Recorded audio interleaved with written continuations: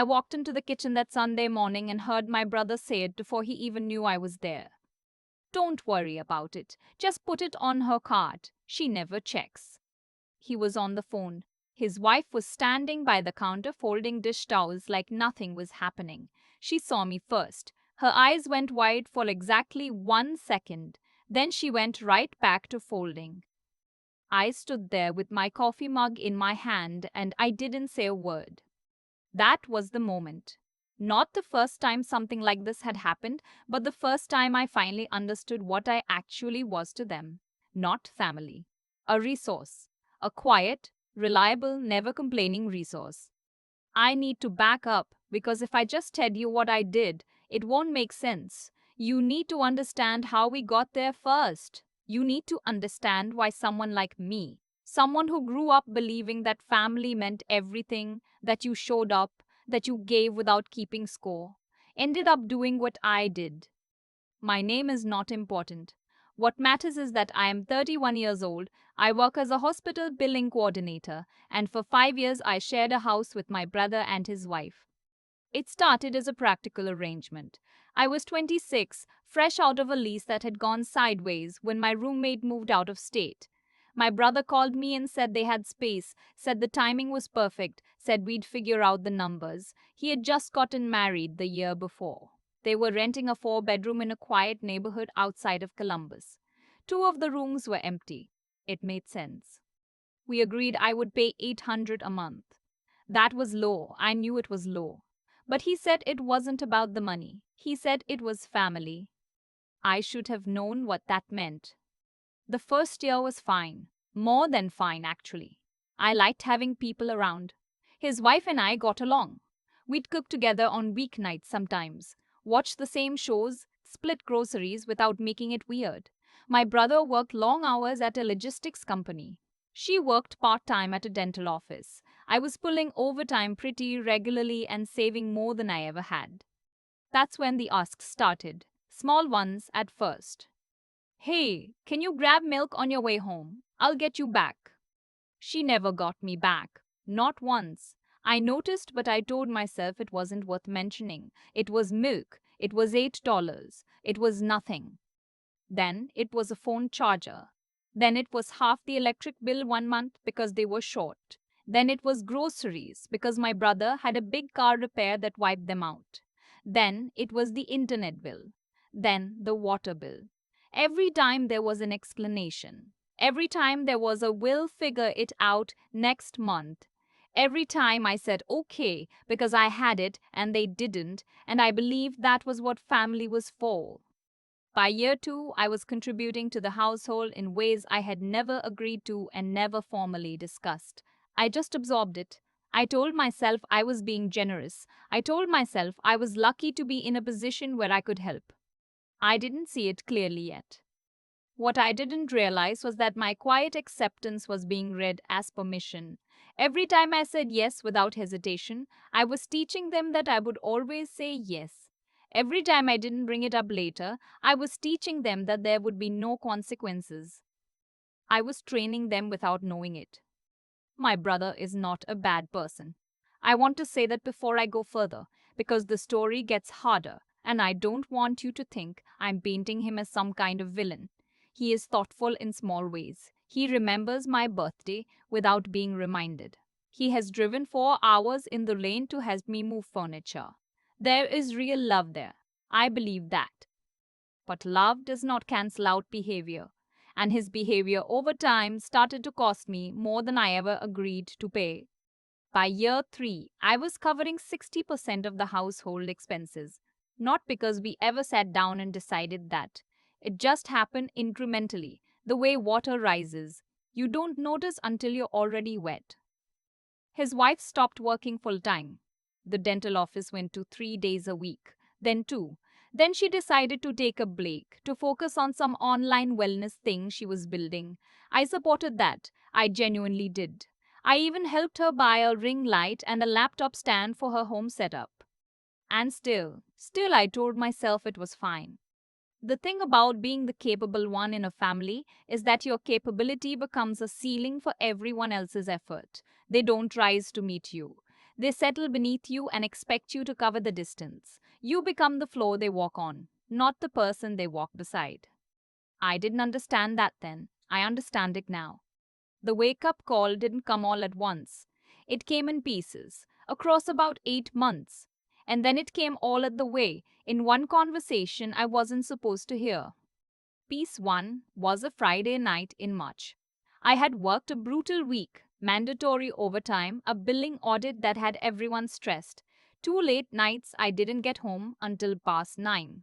I stopped at the grocery store on my way back and spent almost $200 on food for the week because we were completely out of everything. I didn't complain. I put it all away, made a simple dinner, cleaned up, and went to bed. The next morning, my brother mentioned casually that they were thinking about driving down to Nashville for a long weekend in May. Had I looked at my schedule, could I potentially split the Airbnb? I said I would look. I should have said no. But I was tired and I didn't want to have a conversation about it at 8 in the morning. So I said I would look, which meant I would probably say yes, and they both knew it. Piece 2 was in June. The Nashville trip happened.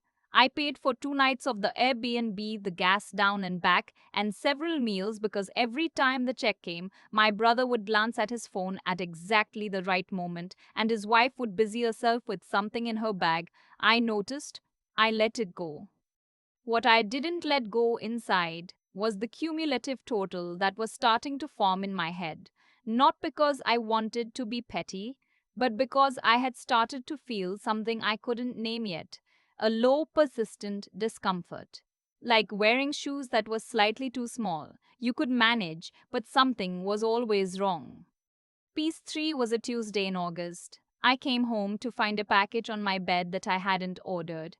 I opened it. It was a set of throw pillows, decorative ones, for the living room apparently. My card had been saved to their Amazon account from a shared order we'd done months before. His wife had just used it. I knocked on their bedroom door. She answered and immediately started explaining. She thought I wouldn't mind. She was going to tell me she would pay me back $22. She never paid me back. I sat on my bed that night with the throw pillows next to me, and I thought, this is not about $22. This is about the fact that she felt completely comfortable using my card without asking. Not because she forgot or because it was an emergency, because she assumed I wouldn't make it into a thing. She was right. I didn't. But something shifted in me that night. Something quiet, something I didn't name out loud. I started paying closer attention. I started keeping a note on my phone. Nothing dramatic. Just dates and amounts. Not because I planned to confront anyone. At that point, I genuinely didn't have a plan. I just needed to see it clearly for myself. Over the next 2 months, I wrote down everything I contributed beyond my agreed 800. Groceries, roughly 450 a month. Utilities beyond my share, around 90. The Nashville trip, 340. Random purchases that appeared on my card, $62 total after the pillows. A dinner with their friends where I covered the whole table because they were embarrassed about being short, $187.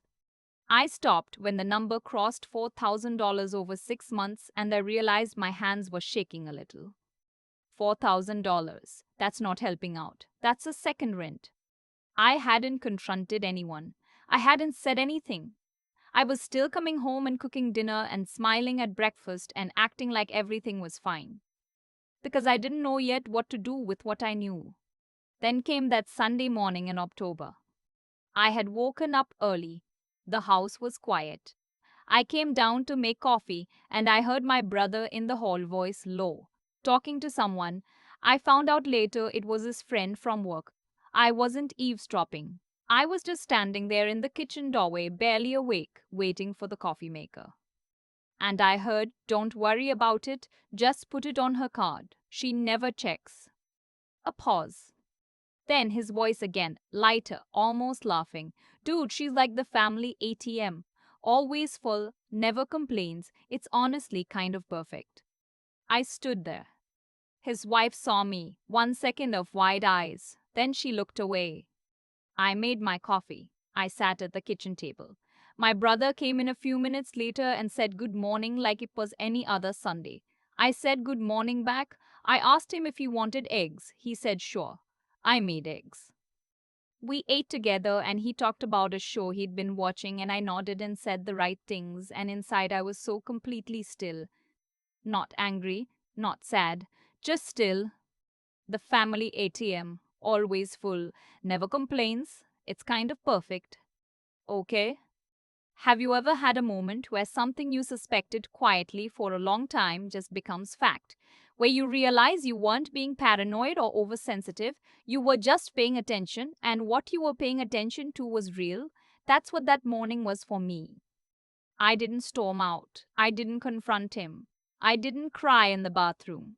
I just sat with it all day, the way you sit with a diagnosis you already saw coming. And by that evening, something in me had gotten very calm and very clear. I had a decision to make, and I made it.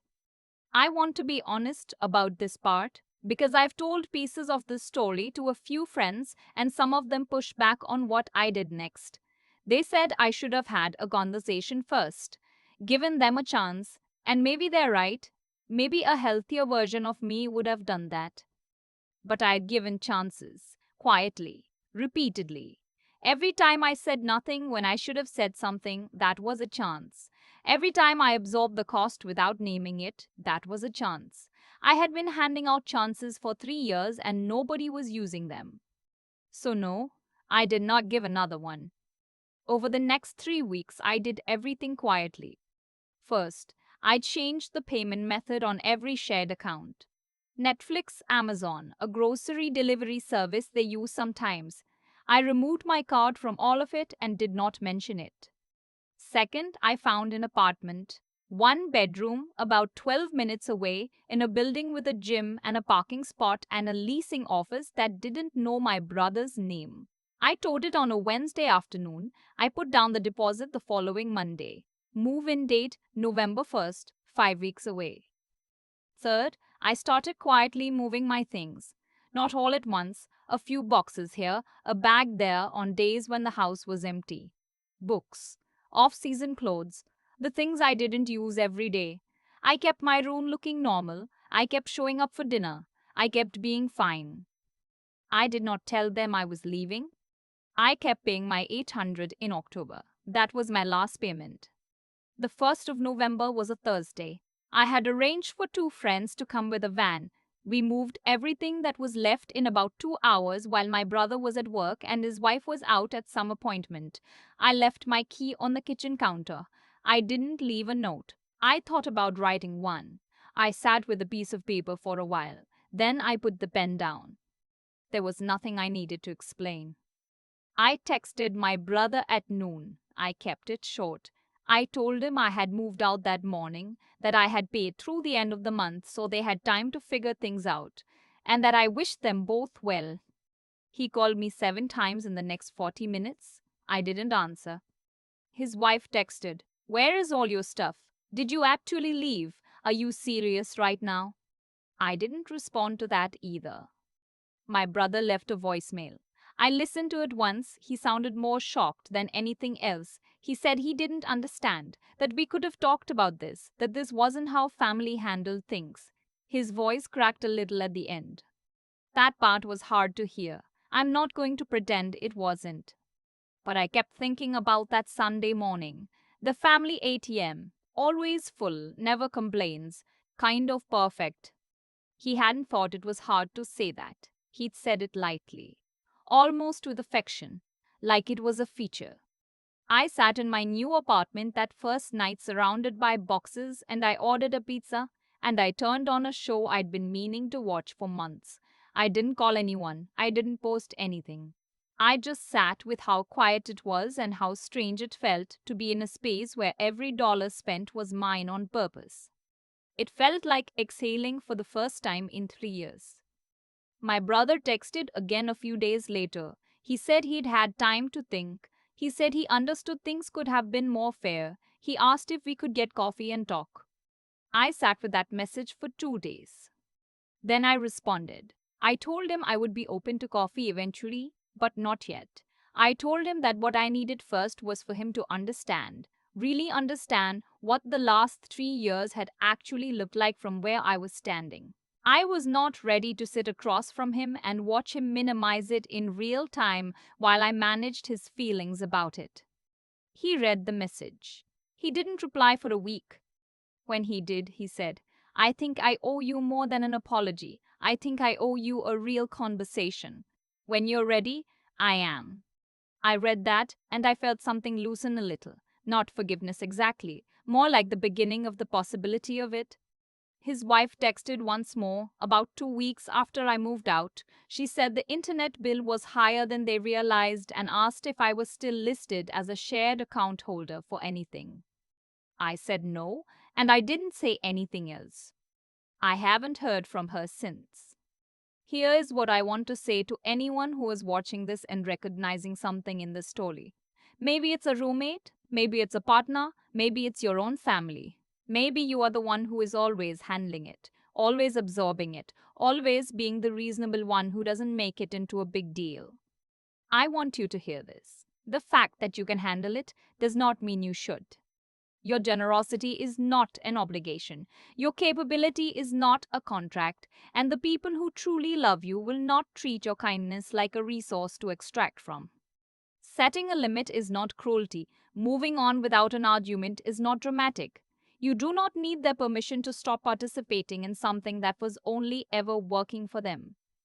I spent 3 years making myself smaller so that everyone around me could feel more comfortable. I called it being easygoing. I called it being family oriented. I called it not sweating the small stuff. What I was actually doing was disappearing, a little at a time. One, it's fine, at a time. I don't do that anymore. My new apartment is small and the closets are not great, and the upstairs neighbor has a dog that runs back and forth at 7 in the morning. I have to pay for everything myself, and there's no one to split the utility bill with. It is the most at home I have felt in years. There's a version of the story where I feel guilty, where I wonder if I should have sat down at that kitchen table and said, "Hey, I need to talk to you about something," where I give them the chance to course correct before I disappear. I've thought about that version a lot. I really have. But here's what I keep coming back to. I did give chances, just not the loud, formal kind. Every time I handed over my card without making it weird, that was a chance to notice. Every time I restocked the fridge without being asked, that was a chance to say thank you, really say it, not just assume it was fine. Every time I absorbed something that hurt a little and said nothing, I was leaving a door open. For 3 years, I left that door open. Nobody walked through it. What my brother said that Sunday morning, "She's like the family ATM, always full, never complains," that wasn't a slip. It wasn't frustration talking. It was just how he actually saw me. And the hardest thing about that is that I had helped him see me that way.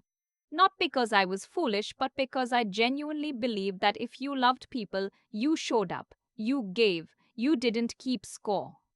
That belief isn't wrong. But I was applying it in the wrong direction, to people who had quietly decided my generosity was a given rather than a gift. The something I understand now that I wish I had understood at 26. The way you let people treat you is a form of teaching. Not because you're responsible for their choices, you're not, but because every behavior that goes unchallenged gets normalized. I normalized being taken from. I made it easy and frictionless and reliable, and so it continued and expanded and eventually became a joke between my brother and his friend on a Sunday morning while I stood 10 feet away holding a coffee mug.